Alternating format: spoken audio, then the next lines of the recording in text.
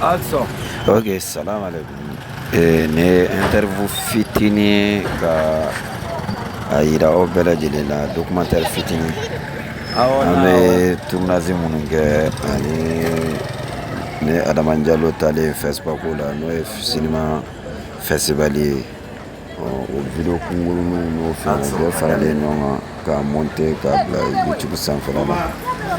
nin y'o de a ka di n ye n kanubaga bɛɛ ka i jija ka video in bɛɛ lajɛ ka ban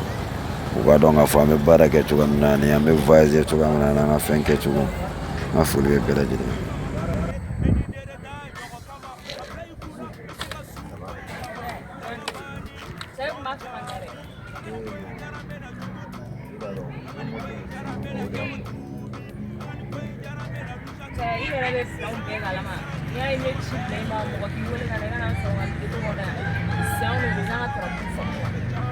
Ne bisu filɛ ne muso tɔw tɛ kelen ye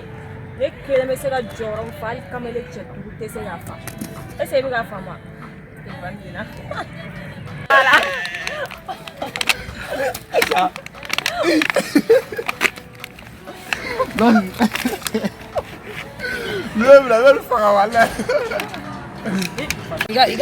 I man ka awɔ kɛ i man ka sariya voilà ouais rose ɲɛtɛ an ka kunu jɛma filɛ nin sa yɔrɔ dɛ o kuma na an ka kirisiba filɛ nin sa an ka gɛnzamuso saba cɛ ayi sunɔgɔ ma bɔ a ɲɛ la fɔlɔ cɛ ni a natɔla ye o kuma na muta bɛ yen awɔ kɛ fo pati sare non i kan k'a bila sa mais ne hakili la sasa de ye cadeau de ma ala ka mɔgɔw ka ca ne ma saru de b'ale bolo sari tɛ ne bolo fɔlɔ cɛ kanu fɔ sa e ma a b'a fɔ k'an ka karo tɛ mission dɔ bɛ ne bolo bi ne b'a dɔn ne tɛ mɔgɔ si tɛ se k'a ɲɛnabɔ kɔngɔba de b'a la a ma daraka dun fɔlɔ cɛ pati noir ayi ne tɛna puturu e tɛ ne ma na nin fɔ ye kama na nin fɔ ye a de sɔrɔ bɛnsi de ye cadeau de ma ayi o kuma dabila sa walayi ne hakili la ko bɛnsi de ye cadeau di ma cɛ o karo la e bɛsi bɛ tila k'a fɔ ko ne kana kelen d'ale ma o karo e m'a di ne ma ne ka taa jama o kɛra yala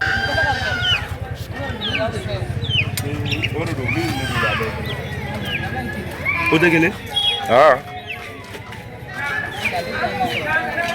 ouais ouais Tanikoroba en accent ouais Rose en accent ouais Choroba en accent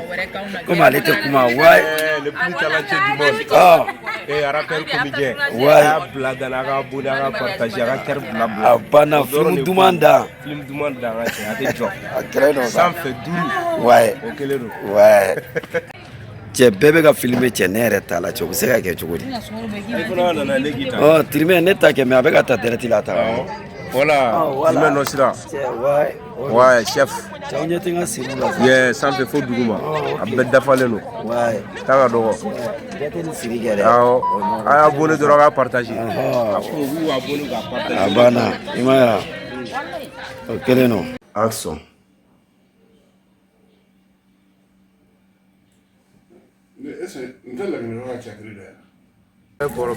yɔrɔ ye imazi a dannen don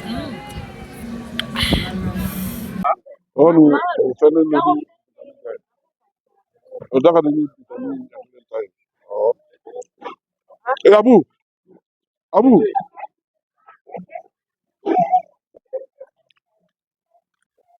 dugu jɛbalen yɛrɛ sela ka taa i b'i sen kan n bɔra n wulila ka n ka fɛn ɲɛ ci la e fa i ko ma tɛ soli ka bɔ n yɛrɛ ma ten ko n'u y'an ka paricɛ de ye dɛ ne de kun y'an ka paricɛ mais ko ne ma se ka taa ni pari b'a fɛ yen ni i ye pari cɛ ka su ko ka dugu jɛ i tigɛlankola wari la ne kun solila ka taa n dagaden kɛ n ka da la a ye n ka wari di a sɔrɔla a i ye fila préféré i bɛ n ka filaw dɔ yɔrɔ yɔrɔ i n'a ye duman kɛ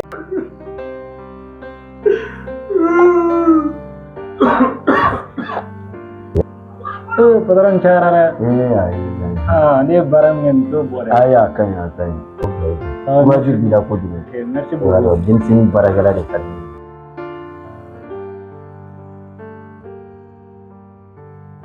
Ingkoro. Ingkoro mungera. Wallahi itu bola saya.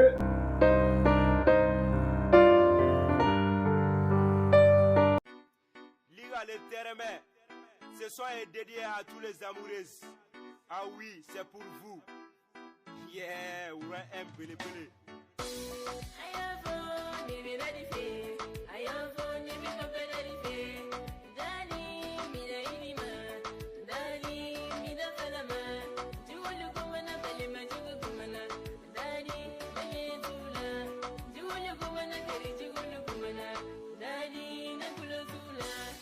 Kanu ye femi faga oba jufa jiye kono beni kanu baga dosa san dara kanu kama dugu dara kanu kama ala ye eni nere da nyoko kama bon ɲɛ b'a la anw de nin kilifun bɛɛ kɛ anw de nin kɛ parce que cɛ an b'an débrouiller ka baara kɛ cogoya bɛɛ la cɛ an b'an débrouiller cogoya nin bɛɛ la ka baara kɛ a y'a bɛɛ lajɛlen lajɛ jara mena luja tubi san fi san jigi nogo baby nala sona ma do be jabi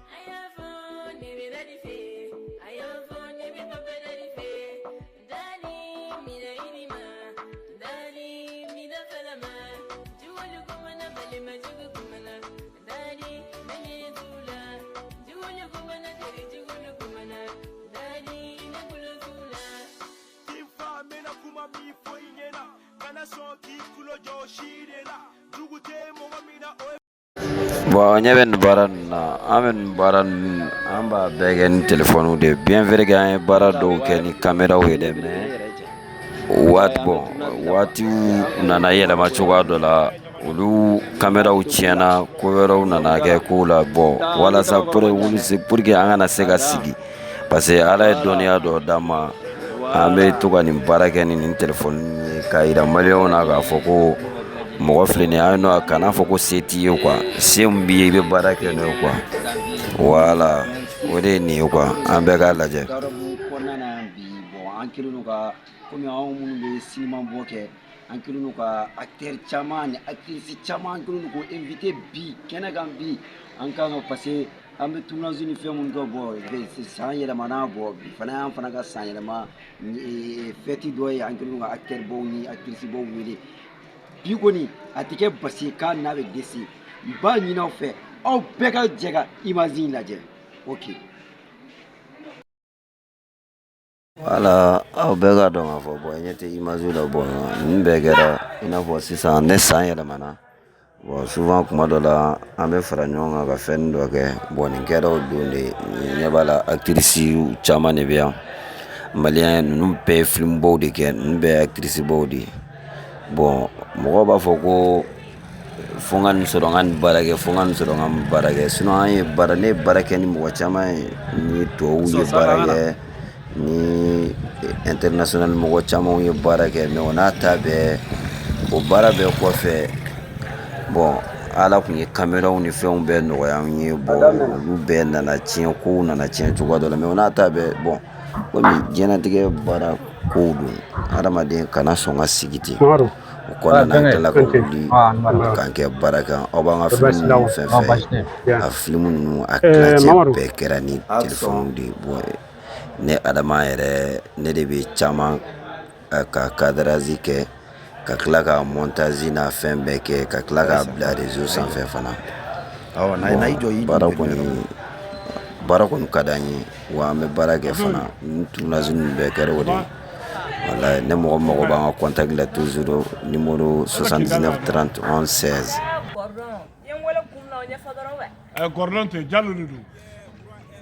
N'a fɔra Gordon i b'a choix wa cɛkɔrɔba a fɔ cɛkɔrɔba dɔrɔn de ma ko Gordon wa. An tɛ cɛkɔrɔba koyi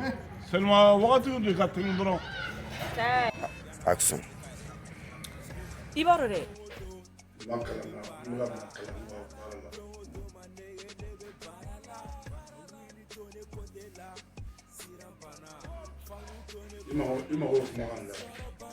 Ayi n'i ma kuma n'i ye fɛn fɛn fɔ a banna n bɛ ka ta dɔrɔn Action. Siri informa e boro le te ya ma kana to Ok na.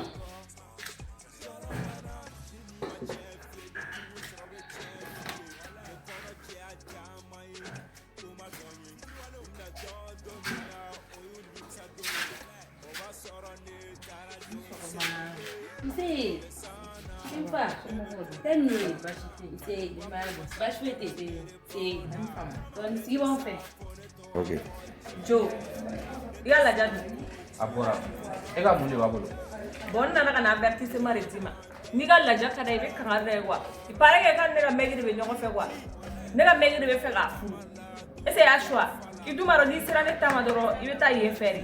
Donc avertissement de don ka na f'i ɲɛna. N'a sɔrɔ a ka di ye.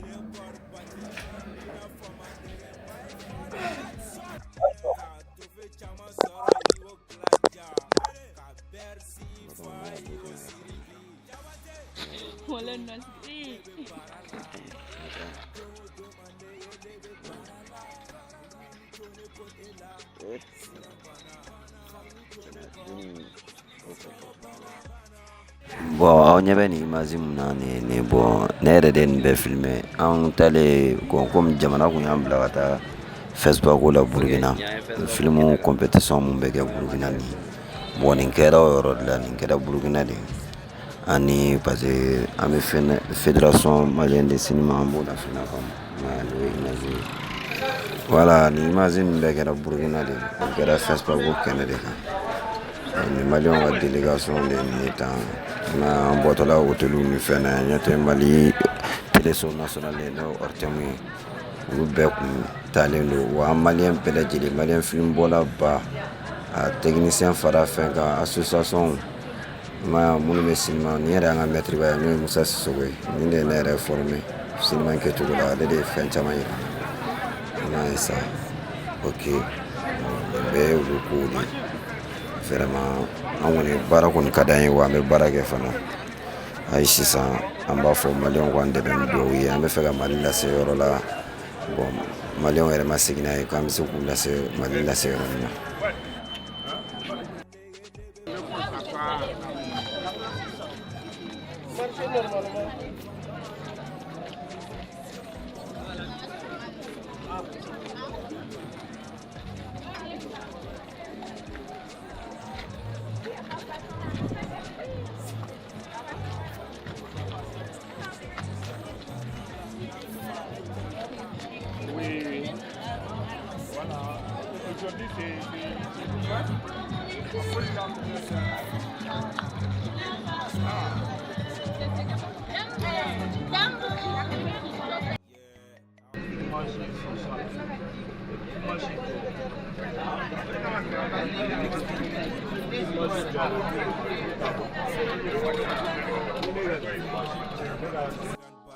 Ok bon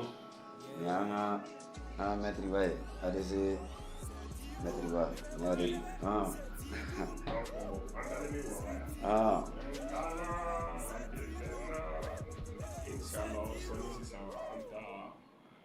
ni an ka hôtel kɔnɔna de an kun logelen bɛ yɔrɔ min na cɛ nin yɛrɛ de ye Musa Sisoko ye ADC dankɔrɔba ADC réalisateur ba nin y'ale de ye ma Musa Sisoko an ka maître ba maître de karaté don wa maître de cinéma don wa an ka foli b'i ye an bɛɛ bɛ yan dɛ wa bon mɔgɔ min yɛrɛ bɛ interview la o ye voilà a ma se k'an tɔgɔ fɔ sa o bɛɛ bɛ ne dɔn sa kelen don voilà ouais Anche ça va aw b'a kan ah ok bon an bɛ Burkina de an bɛ Facebook kɛnɛ kan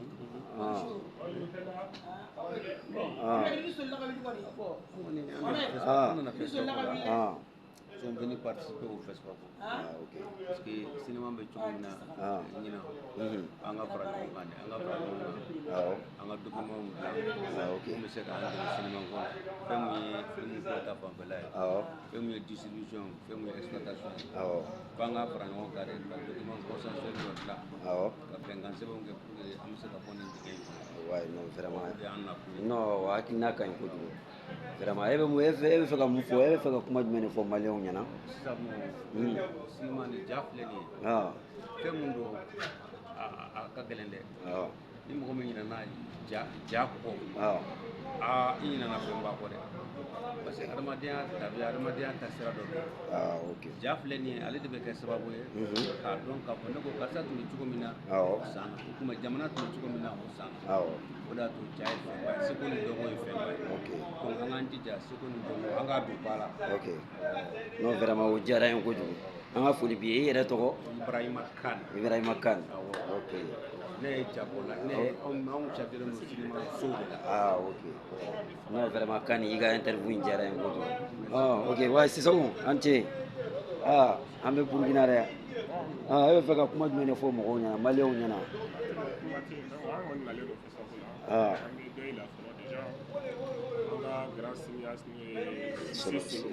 walayi non tiɲɛ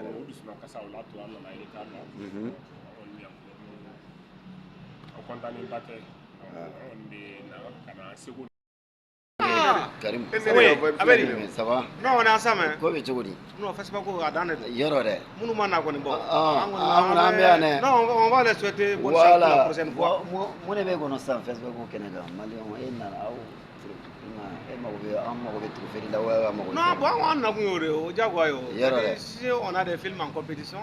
on va souhaiter à ce que an ka film caman an ka prix caman sɔrɔ voilà o de y'an ka souhait donc ka taa ni télé min quoi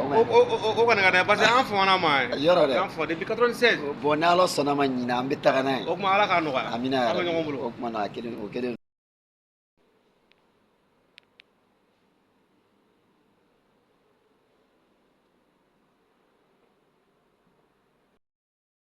Endo Adama Diallo acteur de cinéma an ye Burukina voilà an nana festival la bon ni ye n joli an ka hôtel da la ɲɛ b'a la n joli an ka hôtel da la ne tɛ Burukina Assansɛriw la voilà n joli n bɛ yen bon mun fɔ a ɲɛna an bɛ festival la fɔlɔ an bɛ festival la dans quelques jours an bɛ segin quoi an nalen don ka na an ka cinémaw soutenir ka na Mali soutenir vraiment an b'a fɔ aw ka dugawu k'an ye walasa an ɲuman ka segin an ni trophée ka segin voilà an bɛ fɛ ka segin ni trophée ba in de ye an bɛ fɛ ka étalon de ta ka taa n'a ye voilà ok maliyɛnw an bɛ festival ko kɛnɛ kan voilà bon ne nana komi FENACAM représentant n nan'o la parce que ne yɛrɛ bɛ baara kɛ FENACAM kɔnɔna na ne b'a don o la voilà ok n ka foli bɛ bɛɛ lajɛlen ok ne tɛ Burukina la n ka taa la bon an kɔni an ye Sanzɛri dɔ kɛrɛfɛla la yan an b'an ka hôtel da la bon an bɛɛ lajɛlen bɛ yan an bɛ festival ko kɛnɛ kan Endo Adama Diallo n ka foli b'aw bɛɛ lajɛlen an nalen don festival la an b'an ka hôtel da yan n ka foli bɛ bɛɛ lajɛlen o kuma na an b'a fɔ maliyɛnw bɛɛ ɲɛna an bɛ festival ko kɛnɛ kan n ka foli bɛ bɛɛ lajɛlen k'a fɔ ko festival ko in kɔni na fo an ka taa n'a trophée de ye voilà an bɛɛ lajɛlen bɛ yan wayi an bɛ yan Momo de Gordon bɛɛ tu la jɔjɔlen filɛ wayi Momo voilà ok wayi bon an bɛ festival ko kɛnɛ kan wayi ok wayi bon ɲɛ bɛ nin na nin ye ne ni Adamu de ye ani balamuso den balamuso n'o y'an ka acteur ba ye nin y'ale denkɛ de ye ɲɛfɛla la nin ye Adamu de Fatumata Tarawele maliyɛn bɛɛ bɛ nin dɔn cɛ bon nin bɛɛ kɛra festival ko kɛnɛ de kan cɛ nin b'a yira k'a fɔ ko maliyɛnw ko an bɛɛ lajɛlen de ye kelen an mana taa ɲɔgɔn sɔrɔ yɔrɔ o yɔrɔ an bɛɛ ye kelen i m'a ye nin y'o de ye tan sisan i m'a ye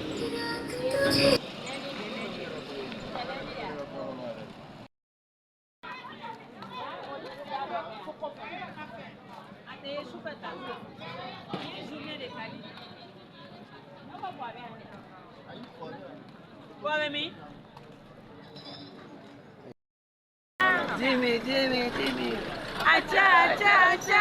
Jimmy. Acha. Hi, Jeremy. Ouais, ça va, mais dans ce Sayana, je viens.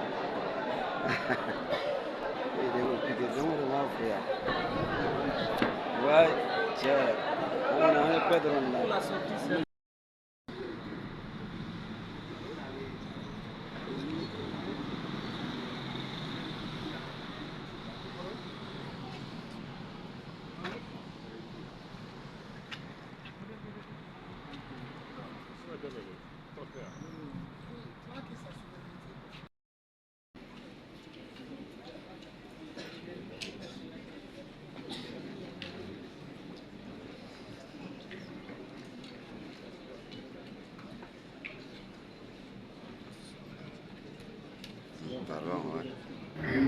bon nin kɛra nin bɛɛ kɛra festival ko kɛnɛ de kan nin don u kun bɛ ka trophée di an ka mɔgɔbaw dɔw ma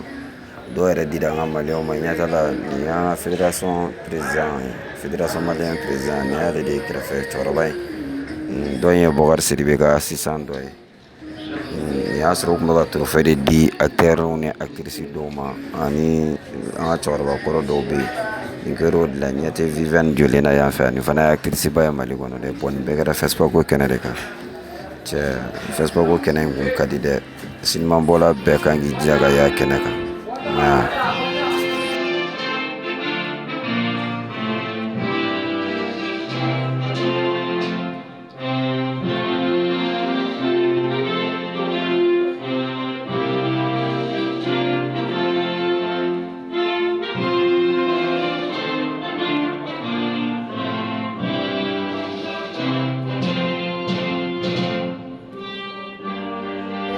Voilà, nin bɛɛ kɛra o kɛnɛ de kan ɲɛ tɛ an ka muso ŋana dɔ natɔla ye n'o ye Tapidi ye Salimata Tapidi nin de ye Tapidi ye